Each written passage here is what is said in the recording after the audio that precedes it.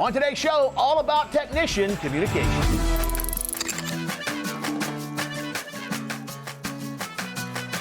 Today we have the one and only Mr. Russ Horrocks in the studio to discuss technician communication. Take it away, Russ. What I see so often is technicians go into the home and they'll introduce a concept, let's say a maintenance agreement or maintenance program, and the customer doesn't value it, doesn't respond well to it, and the technician gets a little bit frustrated or discouraged. I also see them go into the home and convey information about what they found. They go out and they look at the system, they diagnose, they evaluate, they come back into the home to share their findings, and it often falls upon deaf ears and the information has no impact. So this is kind of the problem I see, and I see it every day. If you're out there and you're a technician, you experience it. We all have. But it's also our opportunity. What can we do differently to try to get a different outcome? I find so often that we're told what to do, but not why. And so as I go throughout the country and travel with technicians, they're doing things because they were told to do them, but without an understanding of why they're doing them, they struggle. They get into a circumstance or situation where what they were told to do doesn't produce the right result. And they start to lose confidence in what they were told to do. I've been in some companies where, I'm the fifth or sixth consultant they've brought in, or fifth or sixth process they're considering. They can't find one that sticks because there's a lack of execution or a lack of skill and ability, and so they just keep digging for that next magic pill, that next magic process that's going to make everyone happy and everyone successful.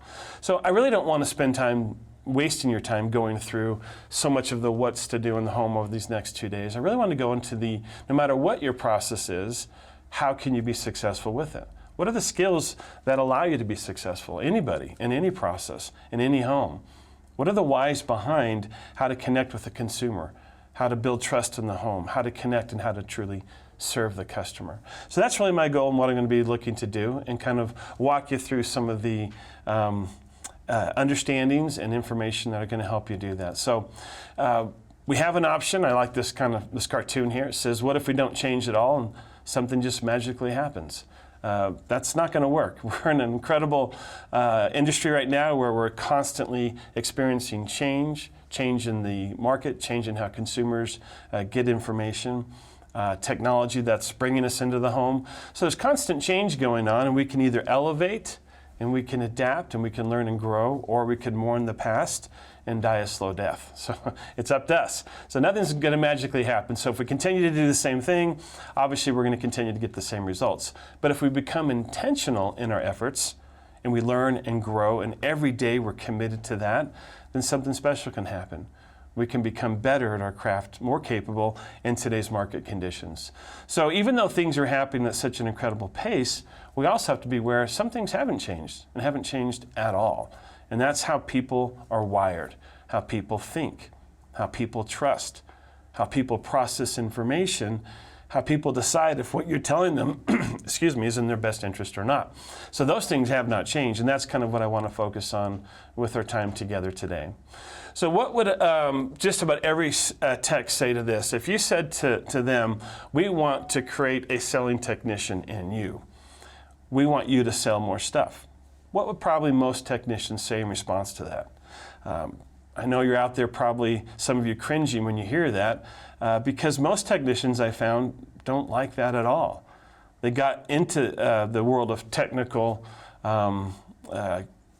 whether they're maintenance or service, they got into that world because they don't want to be salespeople.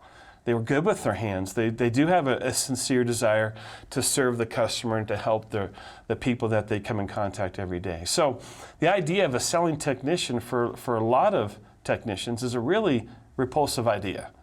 Now, I know there's exceptions out there. There's some of you really, intensely strong individuals that just love the idea of what you do, and you're go-getters, and that's awesome.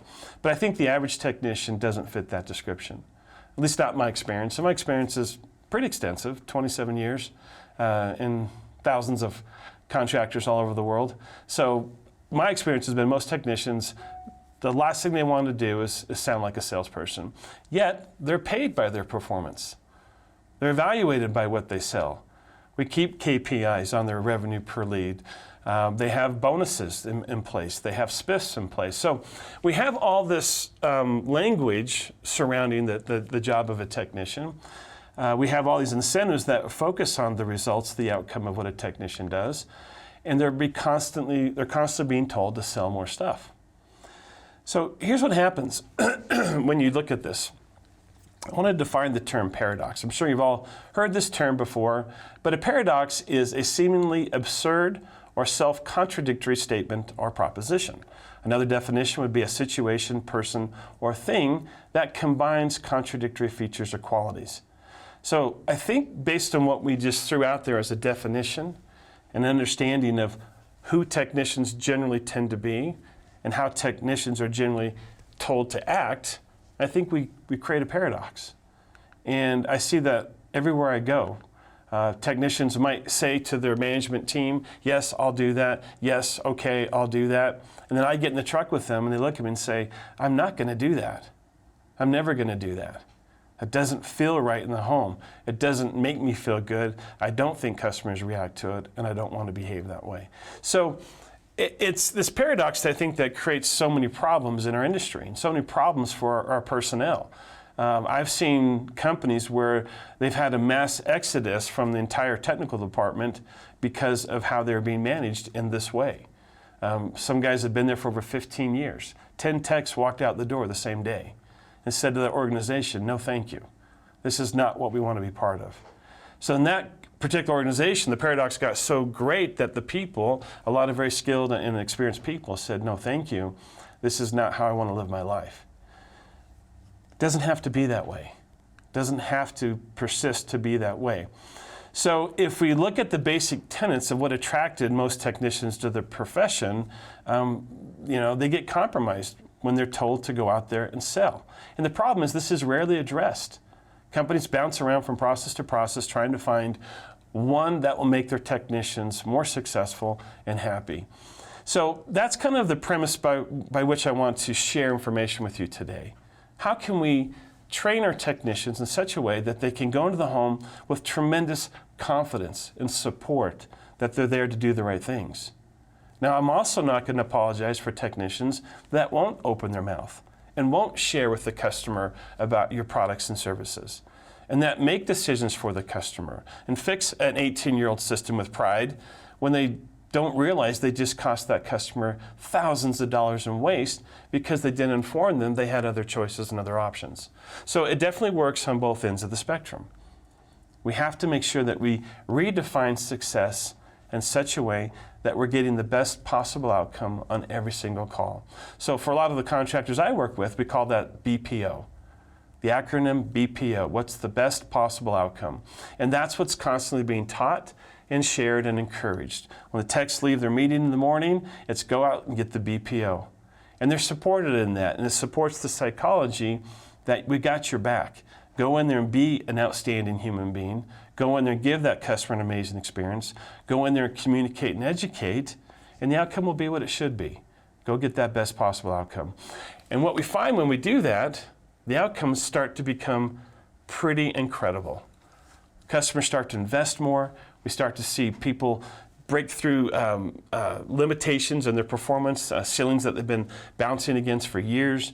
We start to see something pretty awesome. So I kind of want to break that down. How can we do that?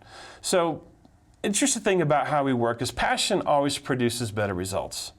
I don't think anyone out there could argue that. Passion produces better results. But here's the problem. A lot of people think that passion is something that you pursue. And I don't agree with that. I didn't find this industry because of my passion. I didn't do a single thing in this industry because I followed my passion. I bet the vast majority out there, if I said to you, who's sitting here today watching this because you followed your passion? Probably very, very few of you. And so passion, it's important in what we do and the way we do it, but we have to be careful that we understand what passion really is. So it's not producing or following something. Passion is more about being something. So instead of finding your passion, find what you do and do it passionately. And it's a choice. And in that way, we can all be passionate about what we do. I think that's one of the unique things about me. I don't know where I got this from, probably a little bit nurture, a little bit of nature. But from the time I was 12, slinging papers on my bike, to picking up rocks in the empty lots for a contractor when I was 13 and 14, to being a bagger at a grocery store, to everything I've ever done, framing homes, landscape work, welding, concrete work. Everything I ever did, I just for some reason did it with passion. I just enjoyed it. And I just loved to be the best I could be at it, whatever it was. And the cool thing about that is it always opened doors. People noticed that. I think back to when I was younger and I didn't realize that was what was happening, but people noticed that passion, and then they reward you for it. I'm 17 and I was promoted as a field supervisor of a landscape construction team in Sacramento, California. I didn't know what I was doing. I just recognized the passion and the hard work that I put in, and they rewarded me for it. So I get asked all the time by young people in this industry, how do I progress? How do I get more? What is my career path? What is the thing that I'm working for?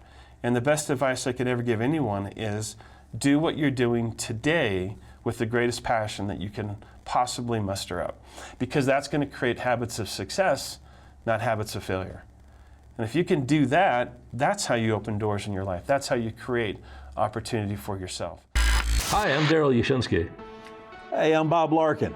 Many of our contractors meet with us monthly, and you, chances are, have met with us monthly. We found that members have deeper and greater needs. So we came up with Next Level Coaching, which is we meet a lot more often, and there is accountability to deal with some of the issues of money, growth, finding employees, having an exit strategy to get off this roller coaster. These are the issues that contractors want answers to, and we can provide those answers in Next Level Coaching. When you join Next Level Coaching, you're going to find solutions that are easy to implement and logical.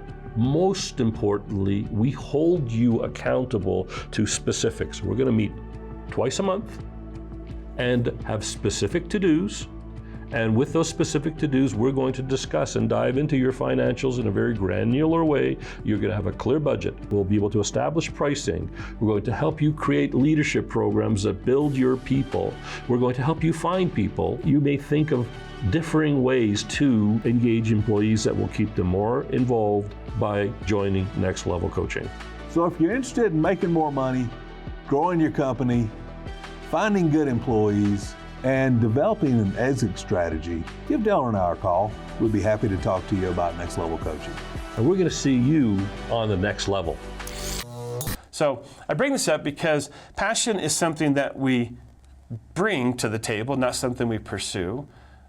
We find passion for what we do. And passion is loving not just what you do, but more importantly, the way that you do it. It's hard to be passionate about going into a home and behaving in a way that you're not proud of. So much of the training in our industry has survived based on telling you to ignore your instincts. Hey, look, here's what you do. And you get somebody up there telling you about what they did years or decades ago, and they were taught that, and it produces mediocre and okay results, and you're being told to do it. But the underlying thing that you feel is they're telling you to ignore your instincts. I remember sitting in a lot of training classes early in my career going, that doesn't sound right. That doesn't feel right. I don't want to do that in the home. I can't imagine that produces better results. So I promise you over the next 2 days, I'm not going to ask you to do anything that would offend your intuition and what you know about people. Every one of you, I believe, are experts in human behavior. You had to be. You learned it when you were a kid in the playground. You learned it growing up. Who can I trust? Who can't I trust? Who should I trust? Who should I not trust? You've been reading people your entire life. Every one of you out there, whether you're an introvert or not, whether you don't think you're good with people or not, you are. You've had to be. It's a skill every one of us learn as we grow. So I bring this up because passion is so critical to what we do. We bring the passion by choice, and then we find that passion by not just loving what we do, but more importantly, the way that we do it. So we kind of got a problem here. We've got this definition of what companies encourage technicians to do, but we also have this reality of what technicians mostly are. And that's that paradox that we need to solve. So I want to maybe suggest a way to change this a little bit. So instead of defining what technicians do as selling, let's just talk about what technicians do in terms of finding success in the home.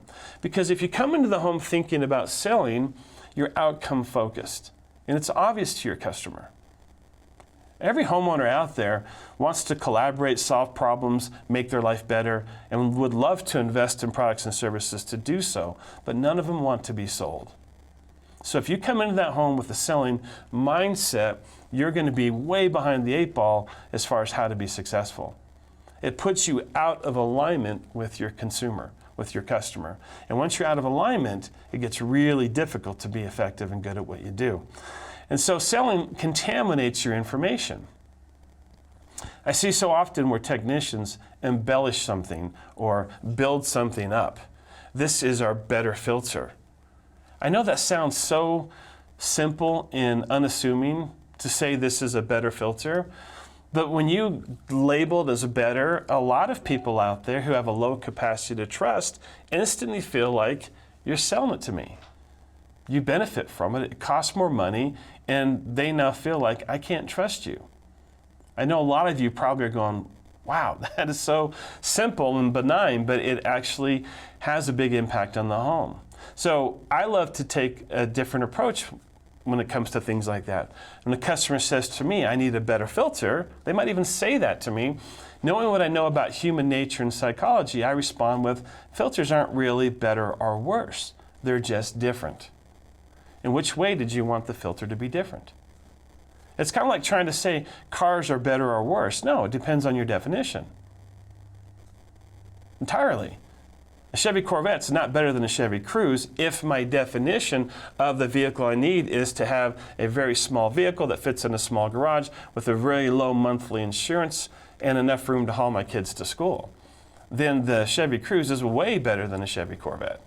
So really, better is all about, it's all in the eyes of the beholder and the objectives and the value that they possess. So I wouldn't say this is a better filter. I'd say this filter is different. You don't have to replace it monthly. You can replace it once or twice a year. And for a lot of our customers, they love the convenience of it. Is that something that you'd like to explore? You see how safe that feels to the customer? They said, I'd like a better filter, and you took the opportunity to build trust rather than sell something. And the more you can build trust, the more people will believe what you say. And the more they'll be compelled to act on the information that you provide. So kind of give you a little insight into that, but we're going to break that down and go a lot deeper into it so it makes sense. So selling places pressure on you and your customer. How many of you out there, if I could see you all and you could raise your hands, how many of you out there have gone to home before and felt pressure because of what you were told to tell the customer? I bet every single one of you would say yes. I felt it. I'm sure you all have. And that means you're doing it wrong. If you ever feel an ounce of pressure in the home, you're doing it wrong. You're working from the wrong mindset. You're coming from the wrong place. And that will always limit your effectiveness in the home. That will always limit what you're able to do with that customer. If your customer ever feels an ounce of pressure, you're doing it wrong. They should never feel pressure from us. That's not our job. That's not what we're there to do. We're there to collaborate and to help and to serve. We do it by being experts in our craft through education, information, observation, sharing ideas that they could consider and explore. But we're not there to put pressure on them. They should never feel an ounce of pressure. If you went back and talked to my customers that I've sold, hundreds of millions of dollars over my career, as recently as last week, they would tell you, I didn't feel an ounce of pressure from us. That is so fundamental to being great at this. It's so important, and as we kind of move through this, you're going to see why. So the environment of success cannot come from the selling mindset. Can a selling mindset give you some success? Of course it can. Some people just don't have the time, they don't care, they deal with your crap because their time's too valuable. And they get something solved or resolved because you're there and they move on. But a lot of people, they won't respond that way. Your selling mindset is such a turnoff for them, they have no problem calling somebody else out to get their opinion. They'll keep looking until they find that person that makes them feel safe. So selling can produce some results, but it will not produce dynamic results. The top producers don't think that way. Everyone that I've ever seen transcend their positional expectations and performance, they did it by doing the things we're going to talk about today. They didn't do it by going to the home and believing they had the power to sell people. So if we redefine selling, what should we call it? Let's just call it success in the home. Just keep it that simple. Did I get the best possible outcome, and did I have success in the home? Are there metrics and KPIs in which we look at that? Of course there are. Revenue per lead, that's fine. I'm fine with that matrix. You know, revenue per sale, I'm fine with that matrix. I'm fine with spiffs and incentives. I think that's perfectly fine. Those align people's interest.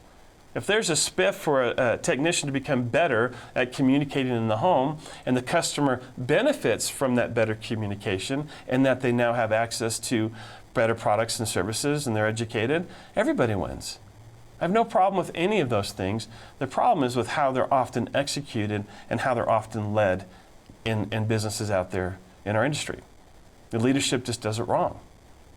And I see every day the carnage from that.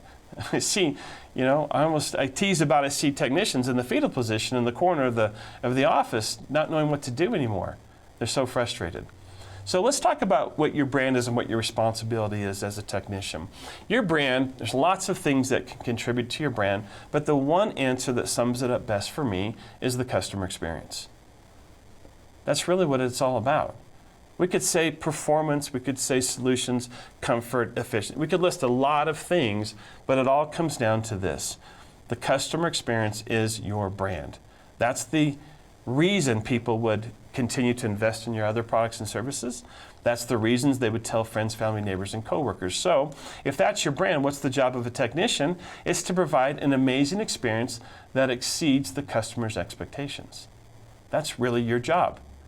Yes, there's lots of other parts to your job, but that is your primary job, going to each and every home. I have a really great client up in the Northwest, just some outstanding human beings and people, build an amazing company, and they're so big into training and building of their people that this is what they teach first and foremost. They have their own institute. They now, I think, 5 or 6 graduating classes and produced over 31 incredible technicians in the last year and a half. And I was with one of their new technicians that had such an amazing attitude. He was fearless, he was focused, he was there to serve the customer, not super experienced. And we had a particular call where he couldn't figure out what was going on. And right when we got there, I suggested the GFI. He messed with it, it didn't change anything. He spent the next 2 hours diagnosing, came back, and he just simply clicked, didn't push the GFI correctly, and it was a GFI.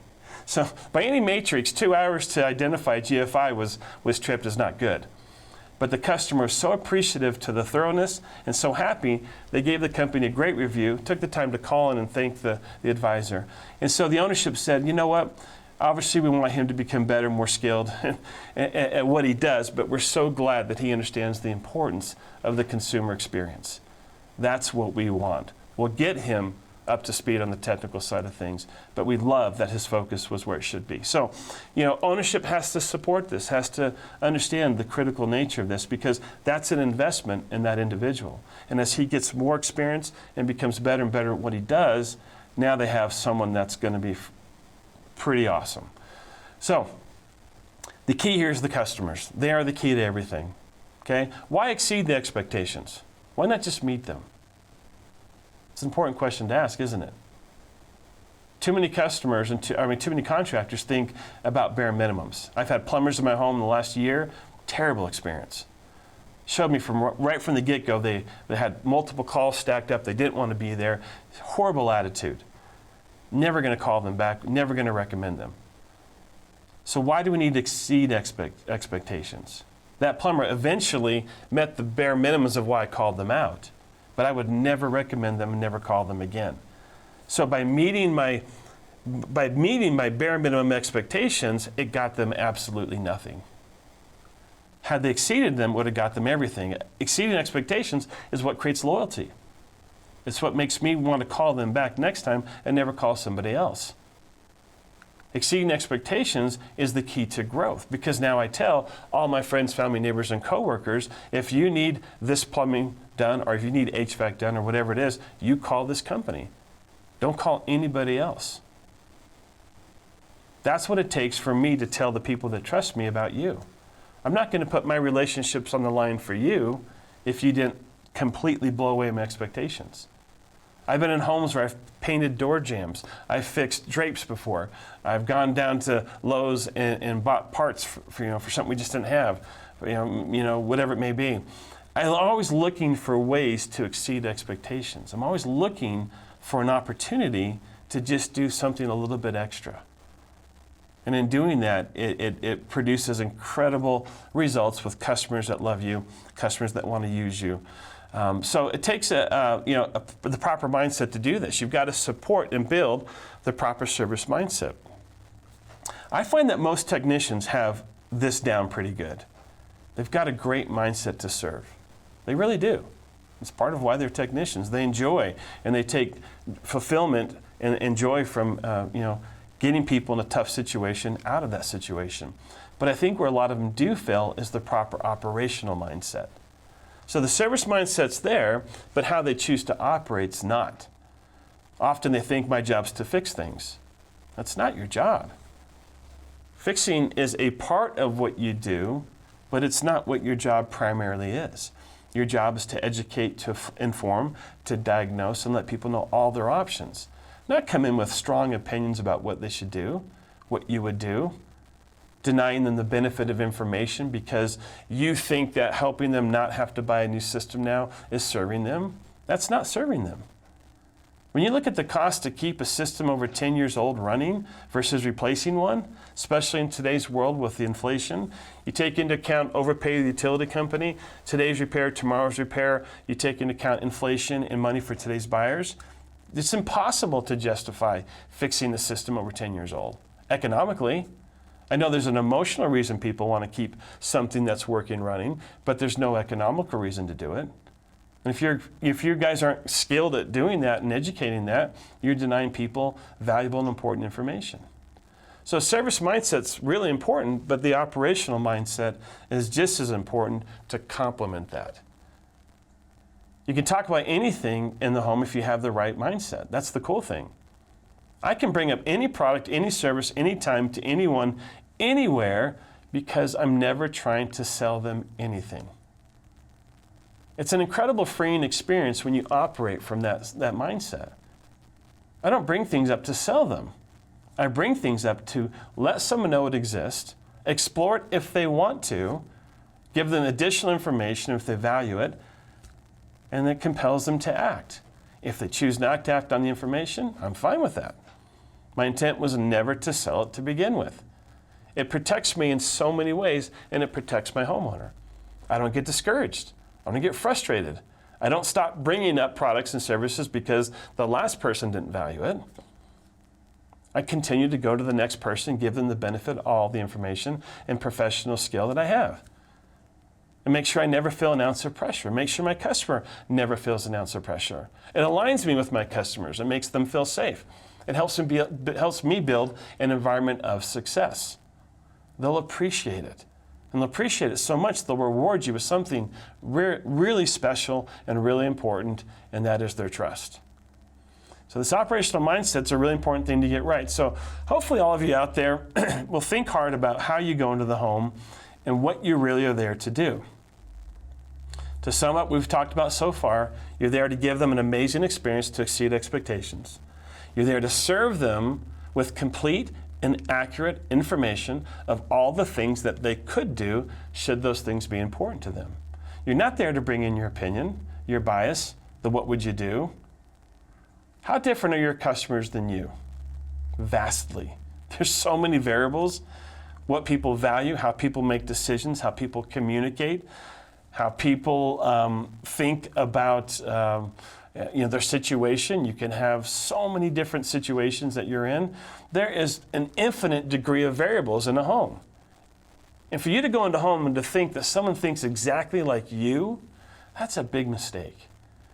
I often say to the classes that I teach, there's the golden rule that's often used in religious context, do unto others as you've had them do unto you. But in our world, horrible advice. I never, ever treat somebody how I want to be treated. I always look to treat them exactly the way they want to be treated. And that's how you get it right. That's how you connect with people. That's how you get the best possible outcome on every call. Stop being what you think people want to be and start being what people need you to be. Awesome content right there, as always. Now listen, if you like this content, please share it with your friends via Facebook.